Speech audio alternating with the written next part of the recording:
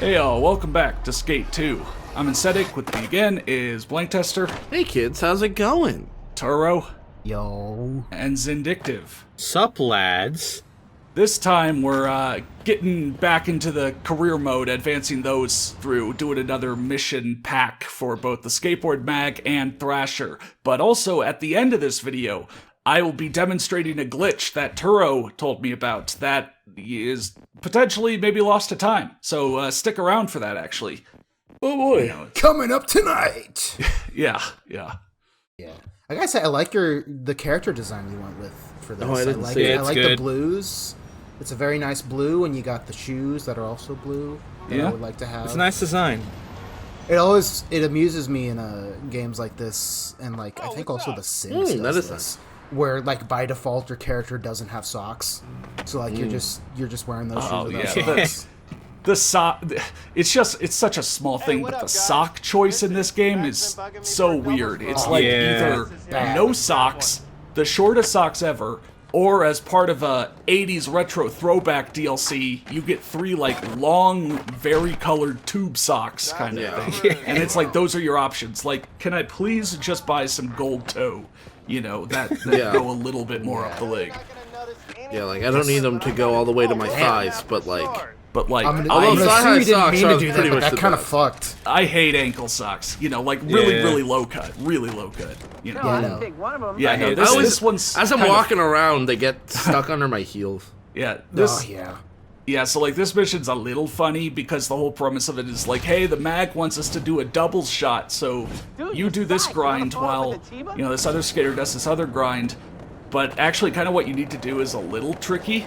You need to do both a grind and a slide, and a slide is specifically like a Yeah, board like something without slide the or a trucks. lip slide. Like, you basically need to turn it and be going sideways. Yeah. So it's like you never get it the first time, and so you're never in the same shot as the other guy while he's doing his thing. I remember the last time I played through this, I lucked out and actually did get it, like a really good shot with both of us in it. But Nice. which first of all, getting a really good shot in this game is a white whale as it is, but actually being able to do it with the other skater was really cool. But no, it's luck.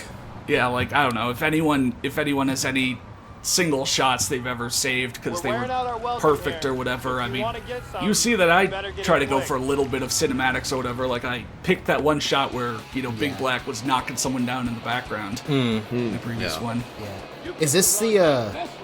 Yeah, because is Big Black here for this mission? No, he's not. Oh, But it's a well, pretty yeah. short mission. It's just you and Braden Shafransky. with the crazy last name, and you just need to get in and get out. This is going so metal He right probably now. says it's Safransky, but I'll always say Safransky? Yeah, it's... Braden, Poland.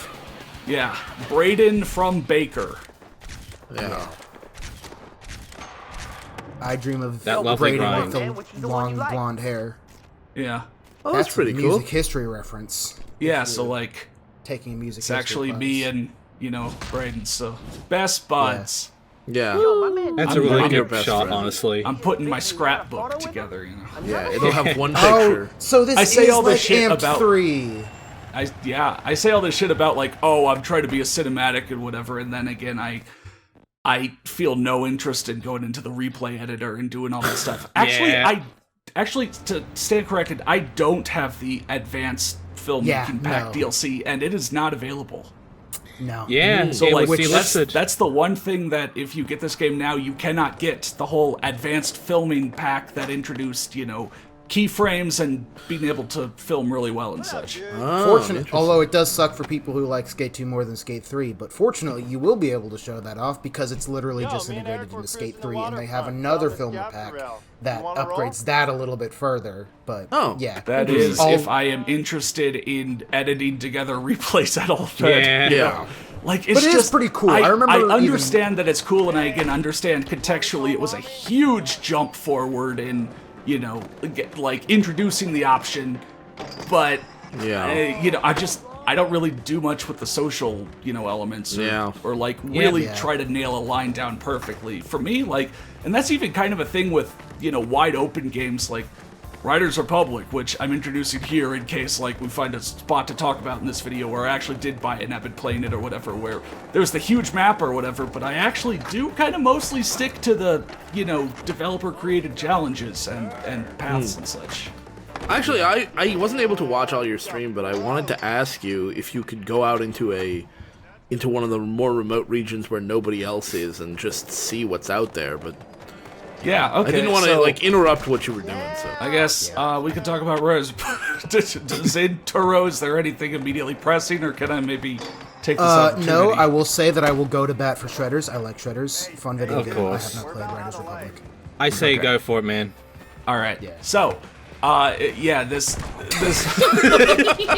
has been I love doing that. Oh yeah, so this has been a commentary arc or whatever. You know, a few episodes ago I talked about finally buying Shredders as like the one actually new extreme sports game after like not buying the ones that were coming out for so long and then not being really into it. But so, alright, I got Riders Republic, and I will start this by saying I got it 50% off. Which definitely helps the, you know, hours of gameplay to dollars spent ratio or so. Sure. So I got absolutely everything for like $60 instead of 120. And it's fun. It was fun. The standard. When he says absolutely everything, you mean like the DLC with the extra ultimate add-ons. DLC and the season 1 pass that gave me all of the toys they've rolled out since release over the last 5 or 6 months, like the freestyle snowmobile, you know, and stuff like that. Okay, so like the base game is still $60, and then there's additional stuff. Base game was $60 if not off. But so okay, my thoughts about Riders Republic. Yeah, it's been fun, and the main, again, kind of career paths, you know, like bike racing, bike tricking, snow racing and tricking, and then air suit.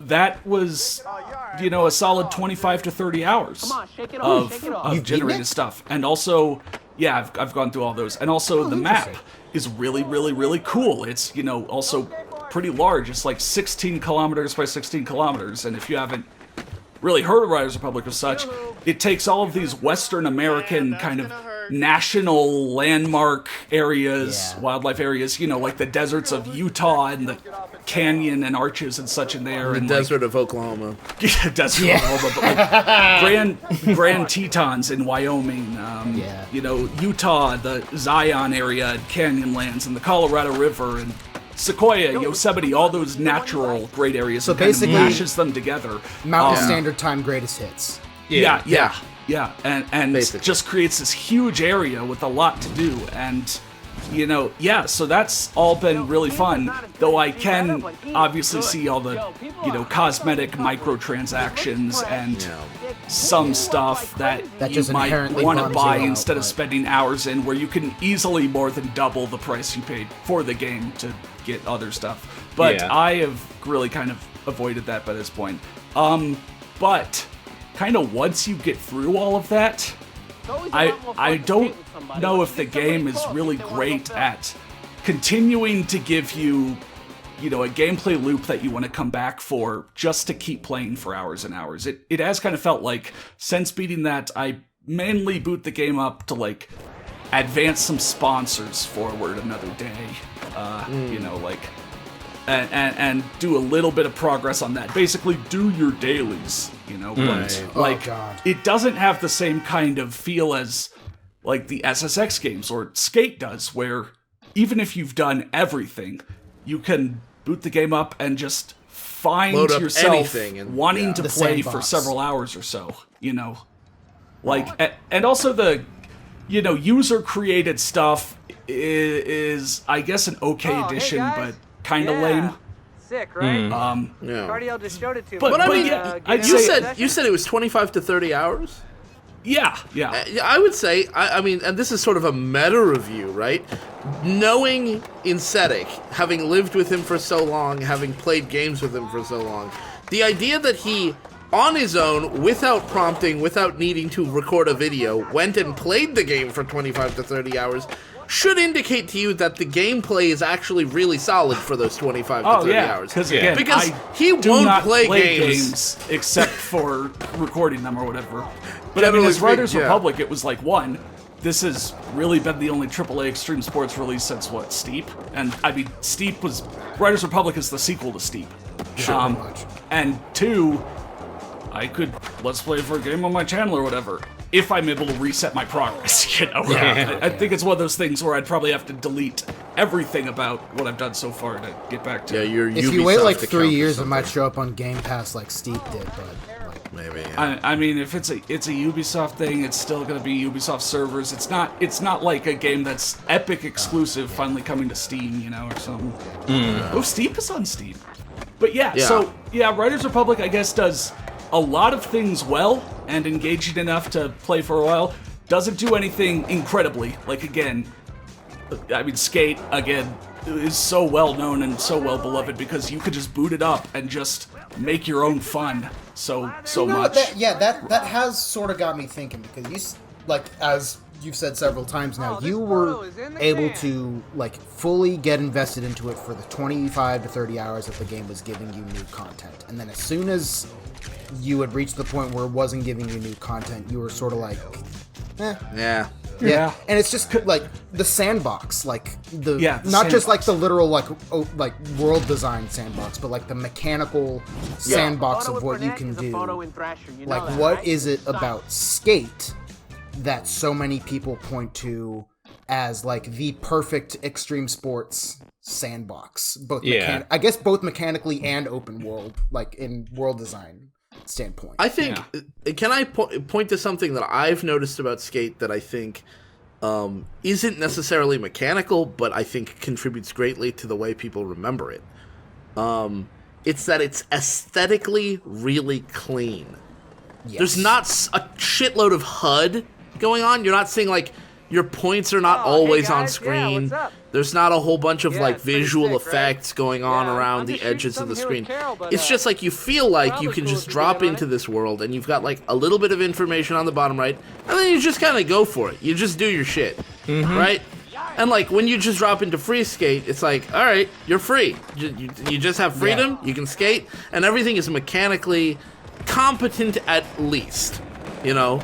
So like mechanical competence combined with a good map design combined with just a feeling of freedom, I think is really what makes games fun to jump into and keep playing for years and years and years, and like keep coming back to. Like that's what makes the Halo custom games scene from back in the day still really popular today, but like Halo Infinite's custom games very, very limited right now, and so people are not very happy about it, you know, and so people don't play custom games. Yeah, I'm thinking about that, and I kind of want to build on that before I, forget. Yeah. So as I kind of mentioned, maybe it was last video or so, but like, so Riders Republic, they give you this huge map, and yeah, it is really cool kind of going through it and even going through the parts where it's not like popular community hubs, because I mean, there are a little bit of collectibles or whatever. Yeah, he ate shit in the background. Of course, that's going to be the picture I pick. But, Yeah, of course. Again, I am not actually like a super creative person. I am not the person playing Riders Republic to make crazy looking tricks and lines out of something where the environment geometry is not built to be that. You can look up, like top clips of the week and people are, making their own opportunities or such, but I actually have been kind of sticking to the, developer-made specific, biking, racing trails or tricking areas, but in, like, Skate here, it's not like I'm sticking only to the skate parks or whatever. I can get out and make a line out of anything, like just pop a trick in, grind a planter, grind an edge or something, pop out. Like, I can do that and want to do that anywhere in this world. It is such a well-designed world, but also, again, it's the stakes of what you're doing or whatever, or the, single individual tricks or whatever are so small that it's not like, oh, you have to get over to the mega park and hit the biggest ramps to get the craziest things. Like, it feels really good to just do a normal skater thing in the normal environment, and they built this city great. Like if this was a motocross game, you'd have to put really artificial ramps on the sidewalk to get you the air to do anything. But again, because the feel of this game is perfect, you can do really satisfying stuff just with what is pretty much really close to a real life kind of city setup. Yeah. I wanted to say, so I've been playing a lot of Session recently. I've been playing a lot of Session, and I'm playing a lot of Shredders recently. And just in general, I've mentioned before that, like, obviously, extreme sports, AAA games, they completely dried up after Tony Hawk. Like, when Kaput and Skate ran its course. But snowboarding games in particular never really went away. Like, there have been quite a few, like, snowboarding, like, even, like, AA games. Like, I would consider Mark McMorris to be, like, a AA game. Like, but one thing I've noticed is that, like, either through reviews or even, like, in their own marketing words, I know Shredders, for some reason, really leaned a lot into this, but you'll see a lot of things, particularly snowboarding games, try to market themselves as, we want to be the skate of whatever extreme sport we're emulating. And for me, that's always been, like, a really big red flag.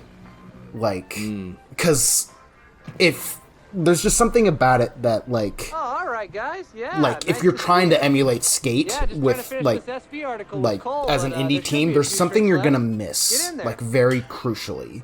I mean, I think, I do want you to finish your point. I just want to say, part of the problem there is that you're talking about your competition instead of talking about your own game. Right? Like, that's exactly the same problem, and I always bring it back to Halo because I love Halo, but, like, that's exactly the same problem that happened after Halo 1 came out.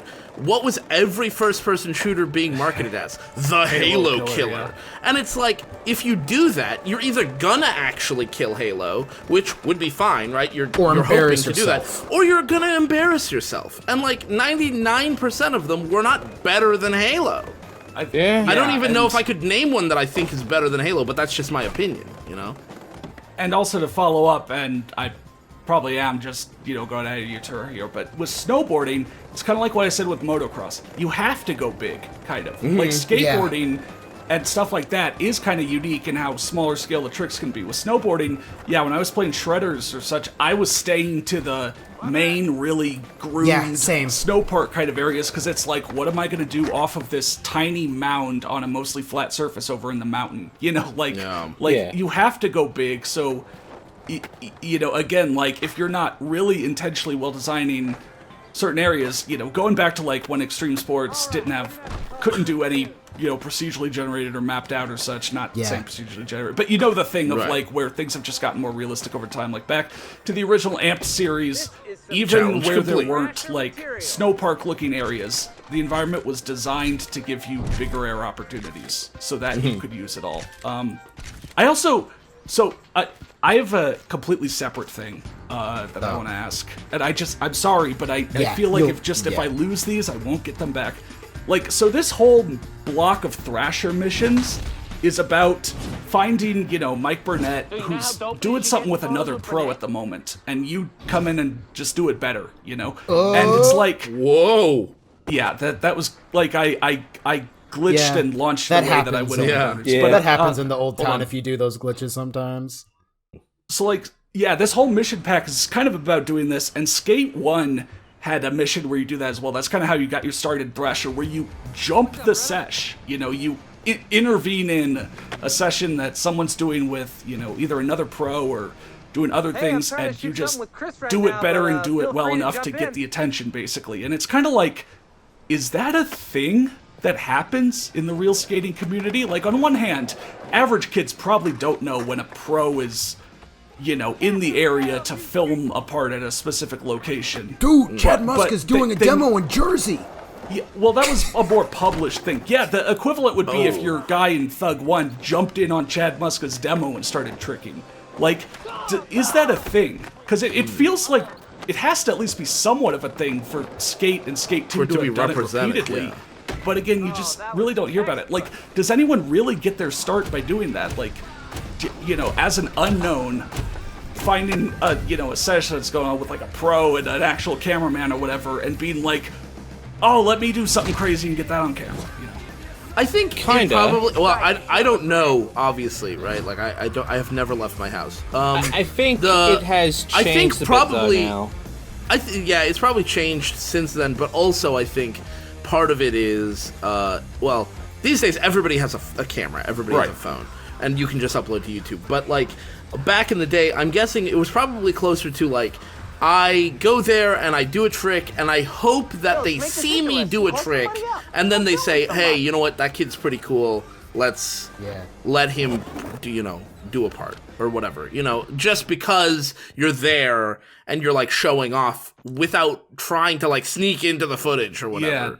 The closest thing, because if it was a thing, you'd think the Tony Hawk series would have done it. Right. And the closest thing is, again, Thug 1, after Chad Muska's demo, when he's, like, driving away, you have to kind of trick around him and get him to notice you. Yeah, like you literally, like, stalk his van. Yeah. But, like, jump in the sesh, again, it just happens more than once. It literally happened in all of those Thrasher missions. I will say, though, in Skate 2 in particular, at this point, these guys, like, know you. Yeah. Like, Mike Burnett in particular, like, shows up after the tutorial mission. He's like, oh, wow, you got out the slammer? That's pretty cool. Yeah, hit me you're up if you want basically to take like some a photos legend with me. here, essentially. Well, you're not the legend yet. You're the legend at the start. You of are Skate 3. becoming the legend, however, because Yeah. you are so known from Skate 1 But and again, such. back in Skate 1, that's how you started the Thrasher path. Yeah. There were no pros there, they were all unknowns, but you still did it better than them and got the picture. Yeah, you literally, So- like, Jack Sammy's photo shoot.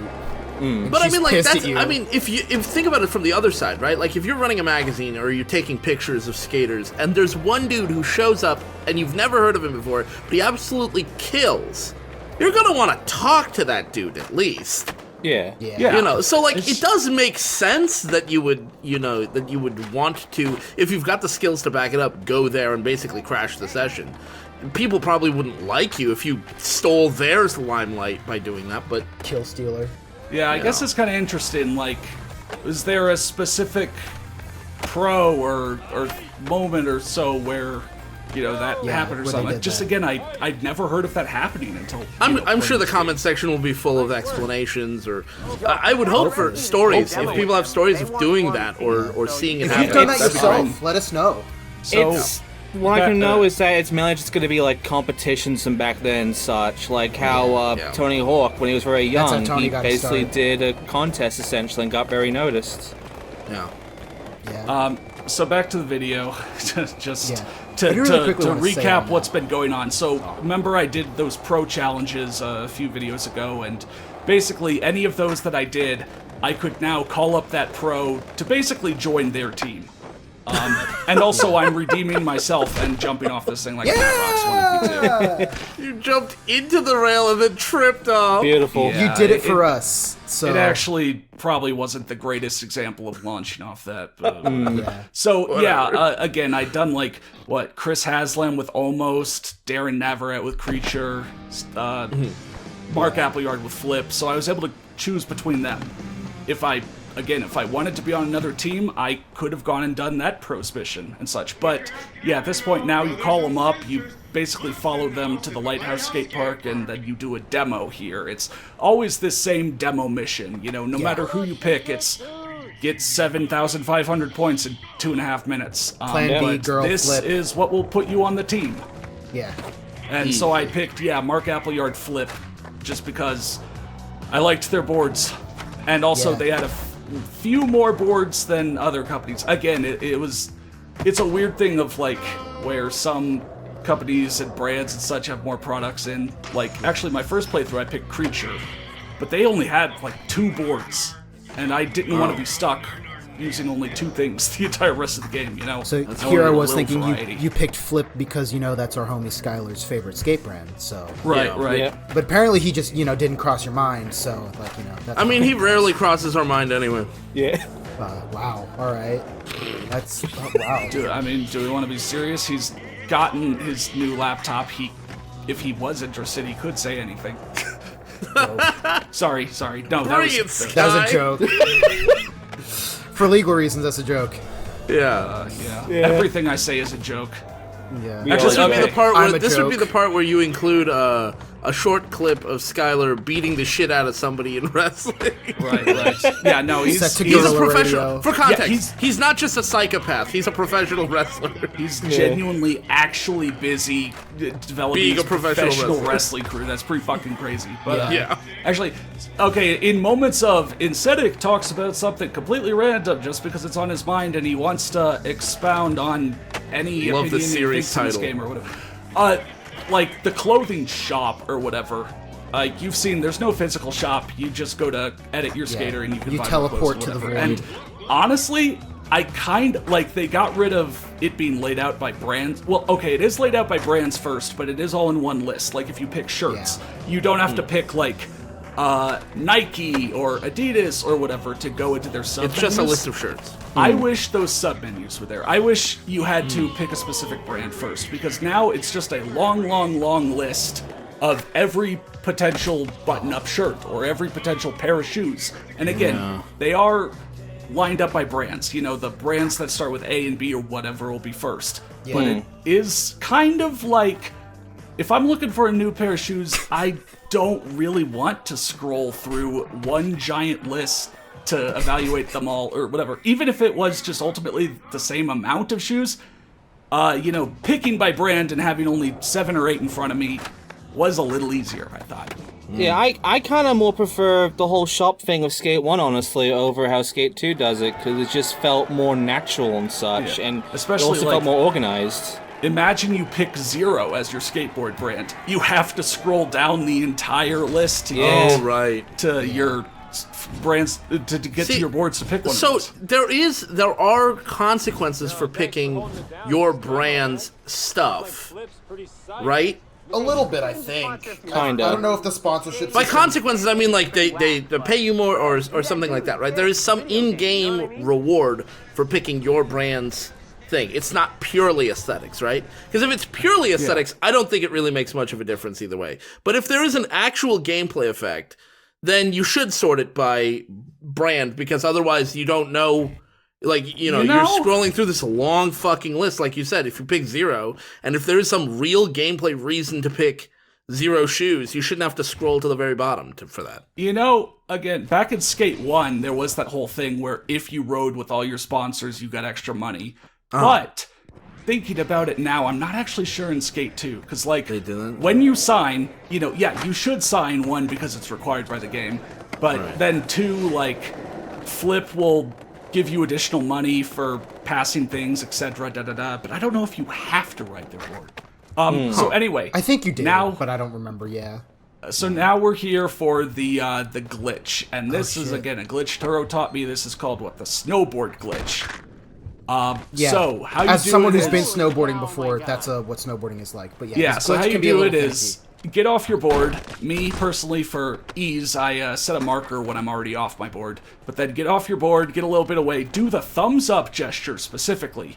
And then reset to your point, and if you do it at the exact right time, yeah, you're basically looks like you're riding a snowboard. Your wheels are stuck wheels under the are- ground, and the Thrasher Hall of Meat thing is in the corner, and like if you get going, you have to manual to turn.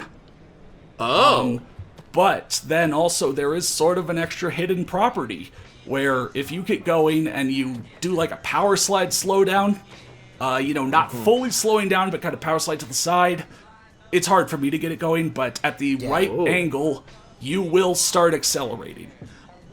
And you can really get going. Oh my god.